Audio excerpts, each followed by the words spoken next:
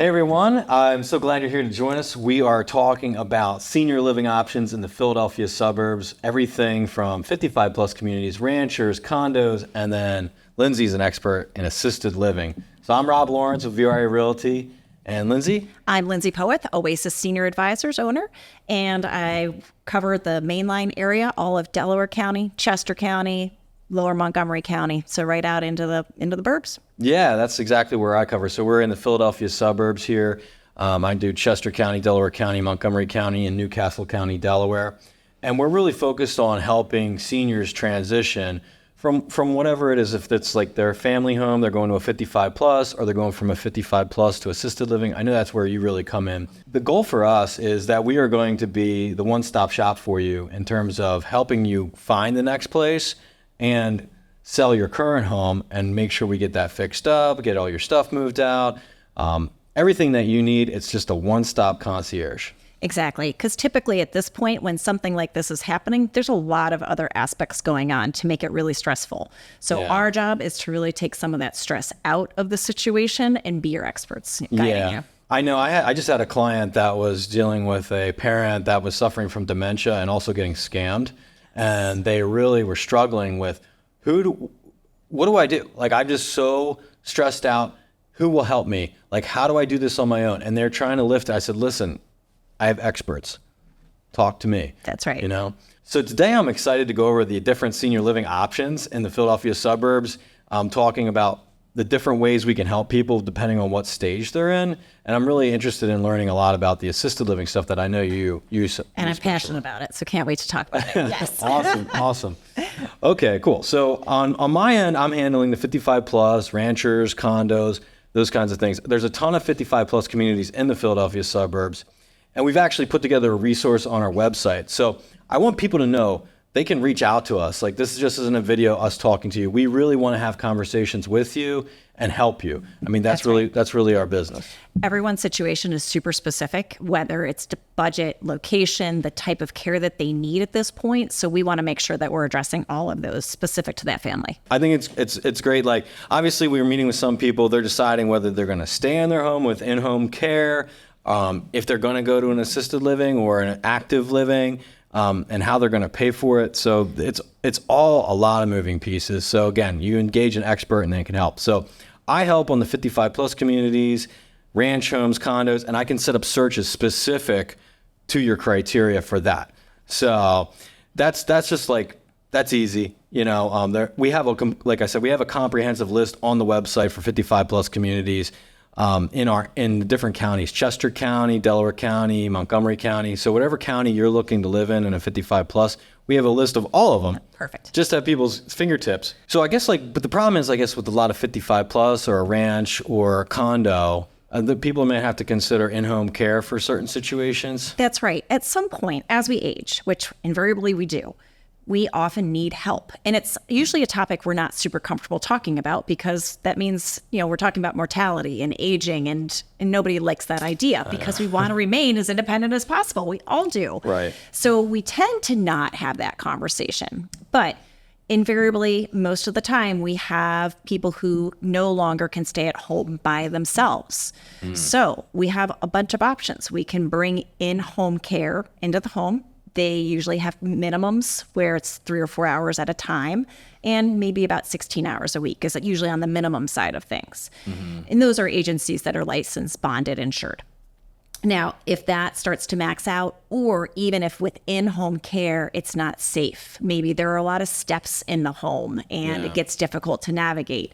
If they have dementia where they are exit seeking, and they are trying to get out of the home, that can be really problematic, even with 24/7 care, because it's not secure. Right. So those types of predicaments are one that we work with day in and day out, those families. Or it's getting too hard to manage a house. So I don't want to, even in a 55 plus community, they don't want to clean, they don't want to cook, they don't want to deal with that anymore, which is understandable. I don't want to do it anyway, like day to day. Yeah. So I get it. Sign me up. I want my housekeeping done. I want my meals.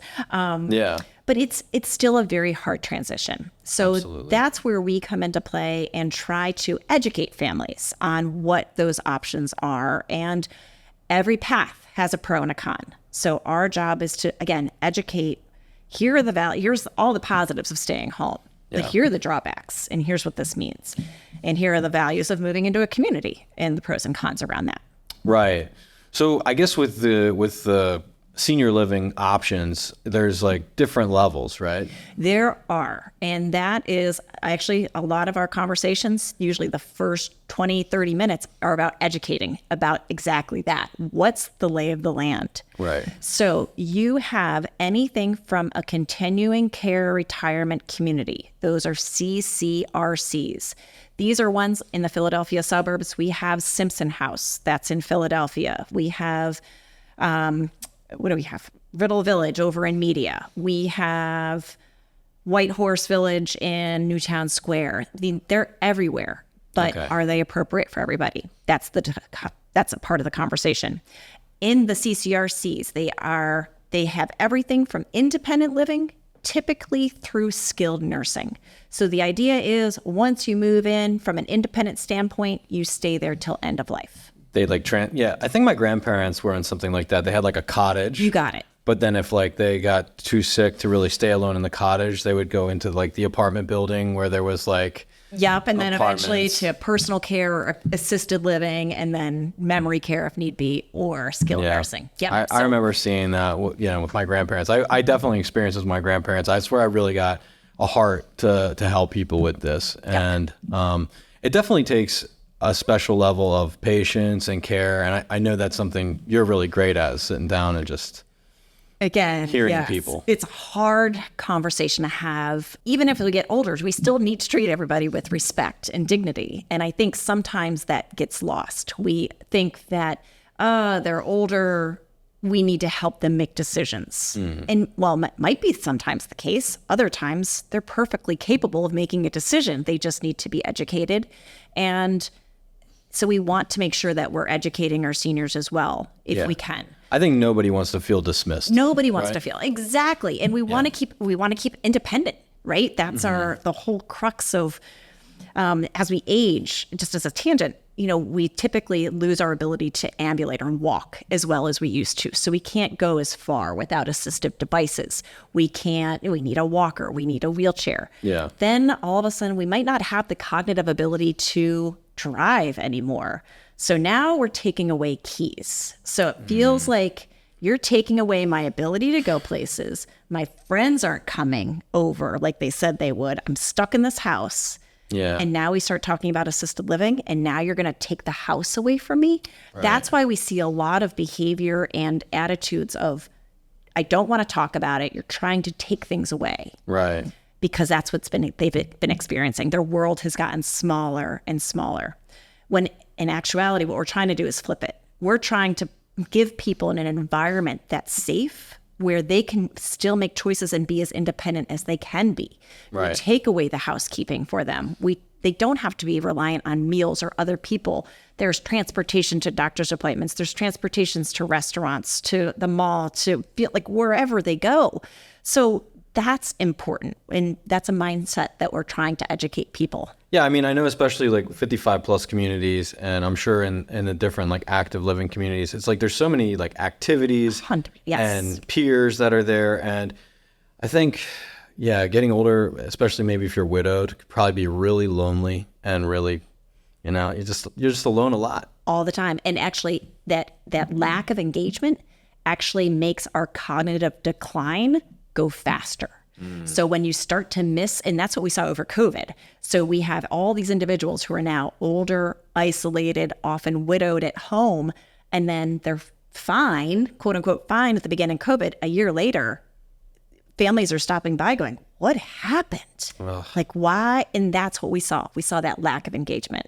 So as you said, Rep, like the communities, the 55 plus, the engagement, even if you aren't the social butterfly, you don't have to be participating in every single activity that's out there. Right. But it makes a big difference. Yeah, that's such an interesting point, right? Because again, we're really trying to help people live a full and long life where it's not like they're losing cognitive abilities and things like that, because they're staying engaged socially and they have the people around them, the resources around them to succeed. Yeah, I mean, I've seen, I remember like my friend's mother fell in her house and like was laying there for like days. Yes. And she had broken her hip, and luckily her son like came to check on her. But it's like, wow, it was horrible. It happens It was a horrible experience. all the time. Yeah, I bet it does. I'm sure you see so much of it. All right, so you talked about what was it, The CCRC. CCRC. So you got it. I'm not going to say that. Continuing Care Retirement Community. Yeah, so that's tough those to are say. those big properties. Okay, cool. So the next level down, yeah, what's down? is what assisted living. In Okay. Pennsylvania, we also call it personal care. Okay. So you'll see in Pennsylvania, in the suburbs around Philadelphia, you'll see personal care, assisted living. They're one and the same for the purposes of our conversation today. There are some small nuances, but we don't have to get into those details. Sure. Within that same umbrella, there's also something called memory care. And that is specifically for people who have maybe later stages of dementia or are exit seeking.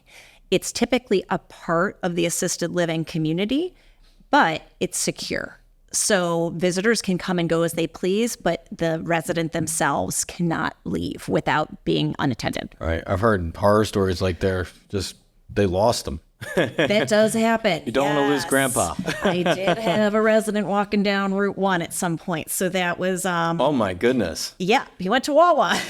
Nice, hungry. That's what he was doing. He was going home. Right. And that's what's, as a tangent, that's also hard because people will say, especially as we have dementias, I want to go home. So families feel very guilty because they're like, oh, we just took them out of their home. If you have dementia, that person might not be referring to the home they just left. It might could be be one from referring the to a 60s. childhood home. It could be referring to a friend's home. It doesn't matter. I know you have like a whole article that you can share with people on caregiver burnout. Oh, absolutely. Yeah, because I know that can be a really hard thing because, like you said, people feel like, hey, I want to take care of mom, I want to take care of dad, but like it's just too much. And they're abiding by their wishes. That's what they always tell me. My parents don't want to go to a nursing home. They said, don't send me there. And so I give the kids a lot of credit for abiding by their parents' wishes to keep them in their home as long as possible. Right. But again, you have to weigh the pros and cons of doing that. A lot of times we also have in our head the nursing homes of from the 50s and the 60s. Right. They still exist to some degree today, but the concept of assisted living didn't exist 50 years ago. So it's almost a completely new world that the seniors may not have any idea. So often I will take a family on a tour and the senior walks in and they go, what is this? This is amazing. Yeah, they're really This nice. is assisted living. Yes. I know they're not cheap sometimes, so they not better be necessarily. nice. We can talk about that later. Yes, they are very nice. Well, okay, so you've got the CCRCs. You got it. And then you've got personal care, Assisted living, personal care. which is sometimes memory, but sometimes not. Correct. So assisted living, let's start with assisted living and personal care in Yeah. Pennsylvania can handle a very high level of assistance. So that could mean you might just need some assistance taking a shower because again, as we age, we lose our balance. Showers are notoriously horrible spots to fall. But they're very common places to fall as well. So it could just be that you need someone as you shower to stand outside just to keep an eye or just to make sure everything's okay. Right. That's part of assisted living. The other, it could be that you need help getting compression socks on because they're super annoying and I can't get mine on for a run. So yes, I can't imagine if you're 94 trying to get them on. Right. So assistance getting dressed. It could be washing your hair because your shoulders are stiff with arthritis. How do we do that?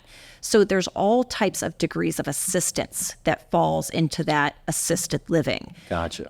It could even be getting, if you sit in a chair for a long time and you get stuck, it could just be someone helping you get out of that chair so it doesn't mean that you are end of life and bedbound and you are, you're in a Right. hospital bed for the end of days. That's not necessarily what it means. I remember like with my grandparents, they would always just assist them with what they needed, but they didn't want to assist beyond what they needed to help them like maintain True. their independence and maintain like some, I guess, engagement, I guess is the best way I could put it. You got it. Yeah, so that's cool. Okay, so tell me about what else do we got? And so then the last kind of world is skilled nursing. Okay. So that is the more traditional nursing home where They are often shared rooms. This is like Fair Acres is the Delaware County nursing home. The Pocopson home is the Chester County nursing home. Okay. So they're usually fairly large facilities. They feel pretty institutional because they are. They handle a very high level of care. Now, we don't, in Pennsylvania, it's something like only 1 in 5 seniors ever need long-term skilled nursing. I see. So most people can be very well accommodated within the personal care assisted living world. Awesome. Yep. Well, I learned a lot. Fantastic. I'm glad you did.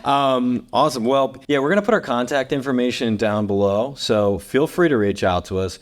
Lindsey is a great resource, and I can, help you on the real estate side. So we team up to make this transition as easy as possible for people and for families, because we know it's a super stressful time, and it's like, who do I get to do the lawn? Who's going to trim the bushes? Who's going to caulk all this stuff that needs to be caulked in the house, right? It's like, I find the handyman, I have the cleaners, we have the landscapers, we have everything to get the house ready. And then Lindsey is finding the next place for you to go and matching you to the correct thing. And she knows all the places in Chester County, Delaware County, Montgomery County, everything outside of the Philadelphia suburbs. So we got you covered there.